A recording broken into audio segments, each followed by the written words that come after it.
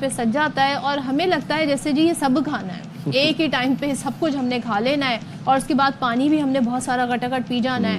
اس کے بعد جو میدا ہمارا وہ کہتا ہے بھائی میں تو ابھی بڑے اچھے چل کر رہا تھا، لیکن یہ اچانک سے میرے ساتھ ہوا کیا.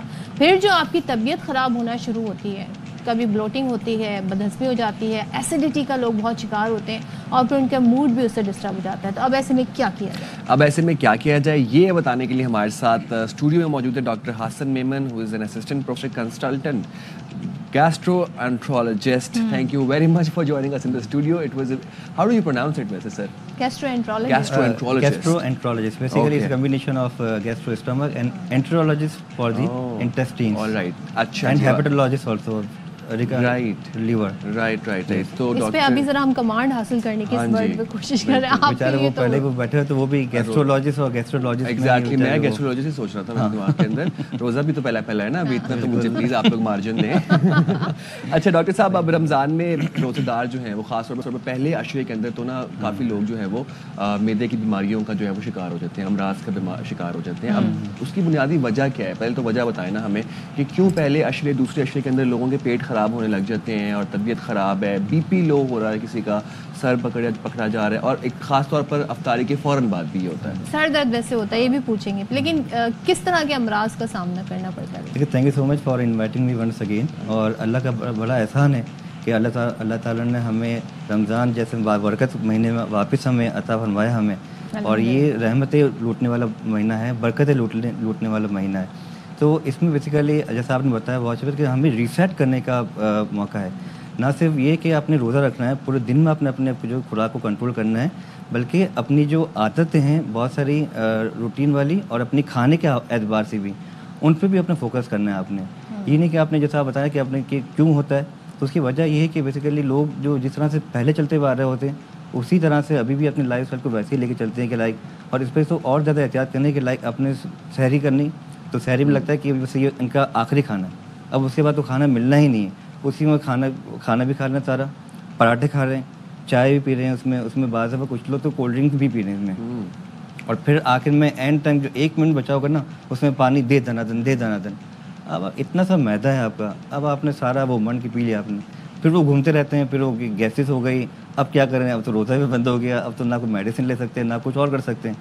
تو اس طرح سے نا بلا وجہ روزہ خراب کرنے سے بہتر ہے کہ آپ نا تھوڑا سا اس میں اعتدال لائیں اپنی لائف کے اندر. آپ کا روزہ بھی انیزی گزرے گا. اچھا مجھے ڈاکٹر صاحب ایک بات بتائیں، آپ نے سحری کا ذکر کیا تو اسی سے ذرا آغاز کر لیتے ہیں. کیا پرفیکٹ مطلب اسکیجول ہونا چاہیے؟ عموماً کہا جاتا ہے سونے سے 2 گھنٹے پہلے آپ کھانا کھا لیں کم سے کم، لیکن ہم تو آخری وقت تک کھا رہے ہیں. کچھ لوگ اس کے بعد سو جاتے ہیں، کچھ لوگ کام پہ چلے جاتے ہیں. تو کیا روٹین ہونا چاہیے؟ کتنا پہلے کھائیں، کتنا پانی پئیں؟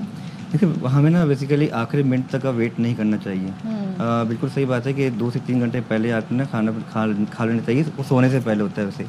اب اس میں یہ کہتے ہیں کہ مجھے لگتا ہے کہ تہجد کا وقت اللہ تعالیٰ نے اسی لیے بنایا کہ آپ جلدی اٹھیں، اللہ کی عبادت کریں، اور اس میں کوشش کریں کہ آدھا گھنٹہ واک کر لیں نا، تو it will be very beneficial for you.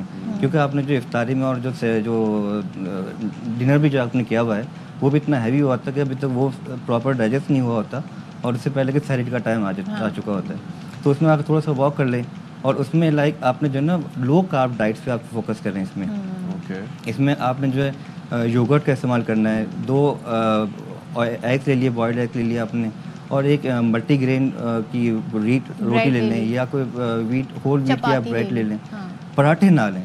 پراٹھے لینے سے ایک تو یہ ہے کہ اس میں پھر ایک تو انسولین لیول اتنا سرچ کر جاتا ہے، اور اس میں جب یہ کہ 10 11 12 بجے نا ایک دم پھر واپس سے جو شوگر لو ہوگی، اور اس میں آپ نے بالکل ڈراؤزی ہونا شروع ہو جاتے ہیں، اور ویکنیس کمزوری اسٹارٹ ہو جاتی ہے.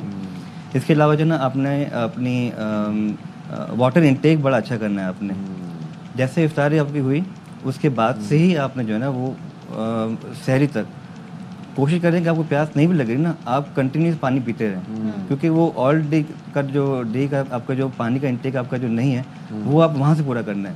کیونکہ سحری میں 1 گھنٹے میں آپ پورا پانی نہیں پی سکتے آپ، کیونکہ وہ کھانا بھی کھا رہے ہیں پانی بھی پی رہے ہیں، تو وہاں سے آپ پورا کر رہے ہیں. اس کے علاوہ کچھ چیزیں ہیں لائک السی کی سیڈس ہیں، فلیکس سیڈس ہیں، ان کا استعمال کریں.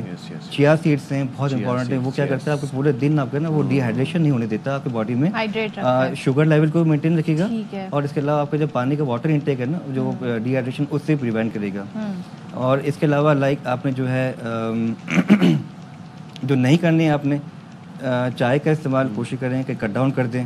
اور اس کے علاوہ کچھ لوگ تو یہ کہ کولڈ ڈرنکس وغیرہ بھی پی رہے ہوتے ہیں کہ اسٹرنگ پی رہے ہیں, وہ سحری میں بھاپو کیا کولڈ ڈرنک. اچھا چلیں یوگرٹ اور لسی کا استعمال رکھیں تو لسی کا استعمال آپ کی جو ایک تو یہ کہ باڈی سے بھی اچھی رہے گی اور اسٹمک بھی آپ کا نا بڑا ہیلدی رہے گا آپ کا, وہ اب جلے گا نہیں آپ کا جو ہے نا وہ. چلیں جی اب ذرا افطار پہ آ جاتے ہیں. افطار میں جی ایک پلیٹ کھجور سے ہم شروع کرتے ہیں اور پورا ایک پلیٹ جو ہے پکوڑوں کی ہوتی ہے. اس کے بعد 2 سے 3 سموسے ہوتے ہیں, پھر چنا چاٹ ہوتی ہے, پھر 3 گلاس کم سے کم ہم شربت کے پیتے ہیں. اس کے بعد ہمیں فروٹ چاٹ بھی کھانی ہوتی ہے اور اس کے بعد چائے کا دور چلے گا, اس کے ساتھ الگ سے دوبارہ پکوڑے ہوں گے, پھر کھانا بھی ہوگا.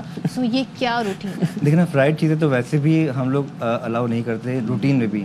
اب اس میں ایک بیچارہ ویسے جو خالی پیٹ چلتا ہوا آ رہا ہے صبح سے, اب اس میں آپ کا ایمٹی اسٹمک ہے, اس میں آپ نے فرائڈ چیزیں لے لیں جو کہ آپ کو ہرٹ کرتا ہے ڈائریکٹلی اسٹمک بھی, اور اس کے علاوہ جو آپ کا کولیسٹرول لیول ہے اس کو بڑھائے گا اور شوگر کو بڑھائے گا. اس کے علاوہ آپ نے جو اگین جس طرح سحری میں آپ نے کیا وہی افطاری میں تو ایسا کرتے ہیں کہ بس اگر کہیں دعوت میں پہنچ گئے پھر تو بس آپ بھول ہی جائیں نا کہ وہ کباب بھی کھا لیں گے, ٹکا بھی کھا لیں گے, وہاں پہ کولڈ ڈرنک بھی ملیں گی, ہر چیز مطلب کہ نا وہ اٹھا کے انڈیل دیں گے جیسے میڈم نے بتایا. طریقہ کیا ہے پھر, واٹس دا رائٹ وے؟ تو بہتر یہ کہ لائک اعتدال جیسے میں نے بتایا کہ کھجور لے لیں, پانی کا 1 گلاس لے لیں. ایک کھجور کافی سفیشینٹ ہے, 1 کھجور سفیشینٹ ہے. اور یہی سنت ہے کہ آپ نے جو روزہ اسٹارٹ کرنا ہے تو کھجور سے استعمال کریں, کھجور نہیں ہے تو پانی سے استعمال کر لیں.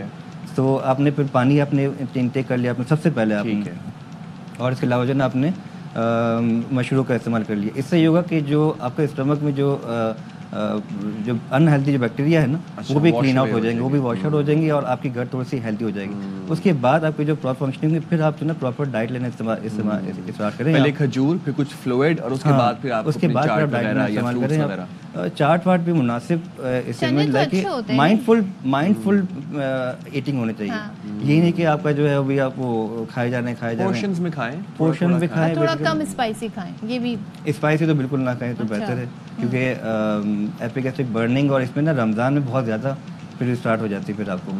تو اسی وجہ سے آئلی چیز سے اگر آپ بچیں گے تو اس سے اور چیزوں سے بھی بچا جا سکتا ہے, جیسے کہ آپ کی جو فیٹی لیور ہے اس سے بچا جا سکتا ہے, جو کہ وہی بد ہضمی اور ایپک ایسڈ پین کی شکار رہتے ہیں. اس سے ڈائبٹیز سے بچا جا سکتا ہے. کچھ لوگ پیشنٹ ہوتے ہیں جو پری ڈائبٹیز کا شکار ہوتے ہیں, کچھ لوگ کولیسٹرول کا شکار ہوتے ہیں.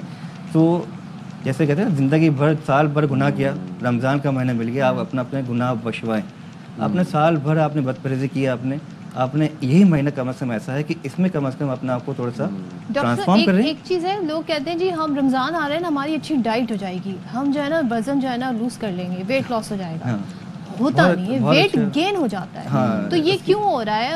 ہم کیا ایسا پورا, آپ نے ہمیں سحری بتائی, افطار بتائی, اس کے بیچ میں جو کھانا پینا ہے افطار سے سحر کے درمیان وہ ڈسٹرب کرتا ہے, کیا اسے اوائڈ کرنا چاہیے؟ اس سے دیکھیں افطار کے بعد آپ نے جو نا تھوڑا سا بریک لیا, آپ نے افطار میں بھی آپ لائک فروٹ چاٹ لے لیا آپ نے, ٹھیک ہے, اور اس میں بھی آئی ووڈ سجیسٹ کہ آپ لسی گلاس لینا چاہتے ہیں یا یوگرٹ لینا چاہتے ہیں کیونکہ it's contain the probiotics, بہت اچھا ہے, وہ استعمال کریں.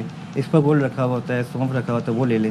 اور پھر تھوڑا ٹائم وقفہ لینے کے بعد مغرب کی نماز پڑھ لی آپ نے, پھر آپ نے جو ہے نا تھوڑا سا ڈنر لے لیا آپ نے. ڈنر میں بھی آپ نے کوئی اسپائسی فوڈ نہیں لینا ہے, آپ نے کوئی ہیوی میلس نہیں لینی, بروس وغیرہ کے اس طرح کی چیزیں نا وہ چیزیں نہ لیں. لیکن پروٹین انٹیک کا زیادہ رکھیں, لو کارب ڈائٹ رکھیے.